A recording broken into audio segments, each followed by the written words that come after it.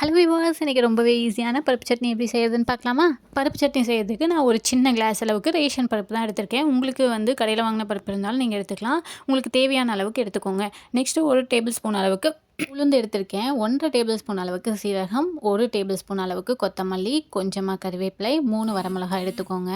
அடுத்து இவங்களெல்லாம் வணக்கிறதுக்கு ஒரு கடாய் அடுப்பில் வச்சு நம்ம எடுத்து வச்சுருந்த சீரகம், கொத்தமல்லி, கறிவேப்பிலை, அப்புறம் வரமிளகாய் இதையெல்லாம் போட்டு நல்லா வணக்கிக்கோங்க.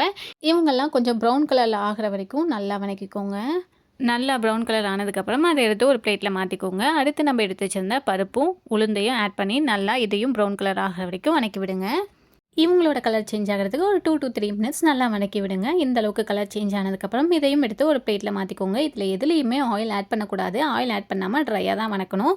இதெல்லாம் மாறினதுக்கப்புறம் ஒரு மிக்ஸி ஜாரில் ஆட் பண்ணிவிட்டு ஒரு சின்ன சைஸில் புளி, கொஞ்சமாக உப்பு ஆட் பண்ணி ஒரு டொர் பண்ணி எடுத்து வந்துடுங்க. இந்த அளவுக்கு அரைச்சிங்கன்னா போதும். அடுத்து இவங்களை தாளிக்கிறதுக்கு ஒரு கடாயில் ஆயில் ஆட் பண்ணிக்கலாம். நான் இன்றைக்கி ரீஃபைண்ட் ஆயில் தான் ஆட் பண்ணியிருக்கேன். உங்களுக்கு நல்லெண்ணெய் வேணுனாலும் அதை ஆட் பண்ணிக்கோங்க. எண்ணெய் காஞ்சதுக்கப்புறம் கடுகு, உளுத்தம்பருப்பு, கடலைப்பருப்பு எல்லாம் போட்டுட்டு கடுகு புரிஞ்சதுக்கப்புறம் தாளிப்பு வடகம் நான் ஆட் பண்ணியிருக்கேன். இவன் உங்களுக்கு ஆப்ஷனல் தான், இருந்தால் போட்டுக்கோங்க. கொஞ்சமாக கருவேப்பிலையும் ஆட் பண்ணிவிட்டு நம்ம அரைச்சி வச்சுருந்த சட்னியும் இதிலே ஆட் பண்ணிவிட்டு நல்லா மிக்ஸ் பண்ணி விட்டீங்க அப்படின்னா ரொம்பவே சூப்பரான பருப்பு சட்னி ரெடி. நீங்களும் ஒரு டைம் வீட்டில் இதை ட்ரை பண்ணி பார்த்துட்டு கமெண்ட் பண்ணுங்கள். இந்த வீடியோ உங்களுக்கு பிடிச்சிருந்தா லைக் அண்ட் ஷேர் பண்ணுங்கள். மறக்காமல் சப்ஸ்கிரைப் பண்ணிடுங்க. நெக்ஸ்ட் வீடியோவில் பார்க்கலாம். டாடா.